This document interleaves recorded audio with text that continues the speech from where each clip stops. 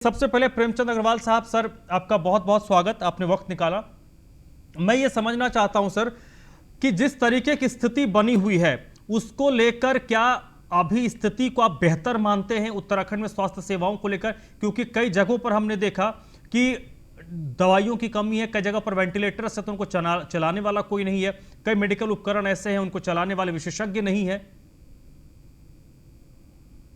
मैं जिस प्रकार से आपने सवाल किया, मैं अपना ध्यान सिर्फ अपने विधानसभा क्षेत्र तक केंद्रित करना चाहूंगा, क्योंकि पूरे उत्तराखंड के परिप्रेक्ष्य में यदि मैं बात करूं तो निश्चित रूप से जब से ये सरकार आई है अनेकों जो चिकित्सकों के पद हैं वो भरे गए हैं, अनेकों स्टाफ नर्सेज के पद भरे गए हैं। और दवाइयों की जहां तक हम लोग बात करें तो उसमें ऐसा मुझे कहीं कोई ऐसा विषय सामने नहीं आता कि मैं ये कहूँ कि दवाइयाँ हॉस्पिटल्स में नहीं है।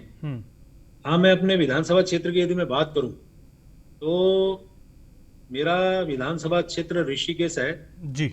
और जो ऋषिकेश का जो राजकीय चिकित्सालय है, जिसमें जहां ऋषिकेश और आसपास के लोगों के लिए ये एक बहुत बड़ा लाभ ये हॉस्पिटल देता है, उसके साथ साथ जो अन्य पर्वतीय क्षेत्र हैं, जो निकटवर्ती पर्वतीय क्षेत्र हैं, इससे भी लाभ इस पूरे क्षेत्र को इस हॉस्पिटल से मिलता है। और इसमें एक दूसरी बात भी मैं आपको इस नाते कहना चाहूंगा कि जब चारधाम यात्रा चलती है, कांवड़ यात्रा चलती है और इस प्रकार के कोई भी आयोजन जब हमारे इस उत्तराखंड के अंदर होते हैं तो ऋषिकेश एक प्रवेश द्वार है जी हमारा। तब यहाँ के जो यातायात है वो बढ़ती है।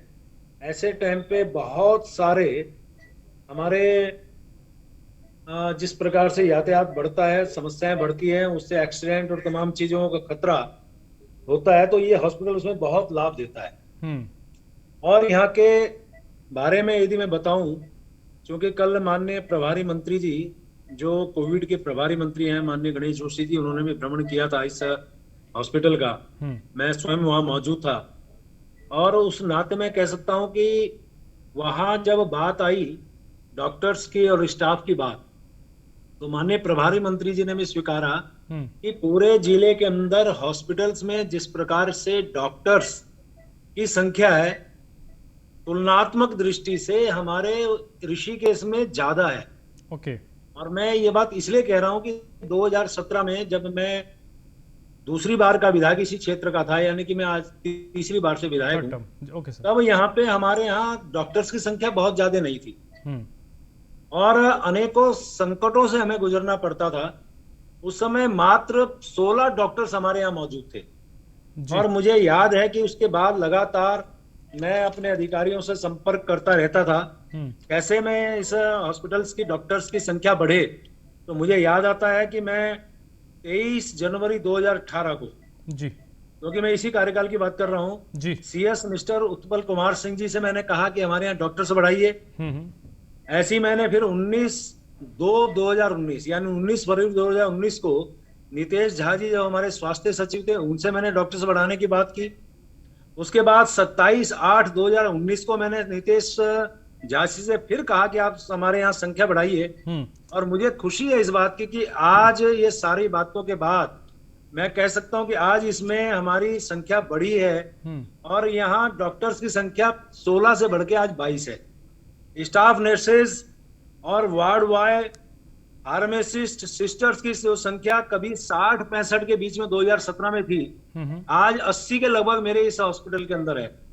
ये तब है कि जब हॉस्पिटल्स जो हमारे पहाड़ के हॉस्पिटल्स हैं, मैं एक छोटी सी बात जरूर कहना चाहूंगा इस संदर्भ में जी। पिछले दिनों जब मैं बार बार माननीय मुख्यमंत्री जी से, तत्कालीन मुख्यमंत्री माननीय त्रिवेंद्र सिंह रावत जी से या अन्य अधिकारियों से बात करता था, तो मैं एक बात जो आती थी वो मुझे आज भी उनकी वो बात बहुत अच्छी लगती है। उन्होंने मुझे कहा कि अध्यक्ष जी, आपके यहाँ हम डॉक्टर्स जरूर देंगे जी। अधिकारियों के भी यही शब्द होते थे कि हम आपका डॉक्टर्स जरूर देंगे, लेकिन हमारी पहली प्राथमिकता है कि दूर पहाड़ पे भी डॉक्टर्स जाने चाहिए, क्योंकि ऋषिकेश में यहाँ के रोगियों के लिए, यहाँ के जनता के लिए राजकीय हॉस्पिटल के अलावा और भी विकल्प हैं। जैसे हमारे यहाँ एम्स है, जैसे हमारे यहाँ हिमालय इंस्टीट्यूट है, जैसे हमारे यहाँ निर्मल अस्पताल है और इसके अलावा अन्य हमारे जो स्थानीय छोटे हॉस्पिटल्स हैं, डॉक्टर्स हैं, वो भी चिकित्सा लाभ हमारी जनता को देते हैं, लोग वहां जाते भी हैं। जी। तो उनका ये कहना था कि आपके पास अनेकों विकल्प हैं यहाँ के स्थानीय जनता के लिए और आसपास के लोगों के लिए, लेकिन पहाड़ पे वो विकल्प नहीं है जहां पे हमें लगता है कि वहां पहले जाने चाहिए। तब मुझे लगा कि ये बात वास्तव में सही है। जी। पहाड़ भी हमारा है, पूरा उत्तराखंड हमारा है, उस पहाड़ की दर्द को समझते मैंने कहा यदि वो स्थिति बनती है तो मैं मान लूंगा कि आप मेरे यहाँ डॉक्टर एक दो कम दे दें, लेकिन पहाड़ पे जरूर दे। चलिए, बिल्कुल। आज इसके बावजूद मैं एक बात पूरी कर लूं जी, उसके बावजूद यदि मेरे यहाँ संख्या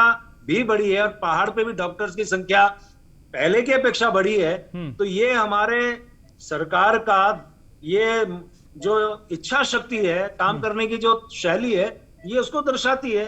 जी। और मैं आज कह सकता हूं कि हमारे यहाँ जिस प्रकार से कोविड चल रहा है, आप देखिए एम्स में लगातार आप समझ रहे होंगे कि कितनी बार लोगों को बार बार यहाँ पे आना। और अब तो मैं ये दूसरी बात भी कह सकता हूँ जी, एम्स बनने के बाद यहाँ खाली उत्तराखंड के लोगों का उपचार और ऐसा नहीं है, बाहर के लोगों का भी हो रहा है। पूरे उत्तराखंड के आसपास के लोगों को भी इस एम्स से लाभ मिल रहा है। अनेकों लोग, संजीव बालियान साहब हमारे केंद्र में मंत्री हैं, उनके भाइयों का इलाज कोविड हुआ। बिल्कुल बिल्कुल। अभी 4 दिन पहले उनके एक भाई की डेथ हुई और मुझे अभी जानकारी मिली उनके एक और भाई की डेथ हुई है। चलिए, प्रेमचंद अग्रवाल साहब, बहुत बहुत शुक्रिया सर, आपने वक्त निकाला हमसे बातचीत करने के लिए।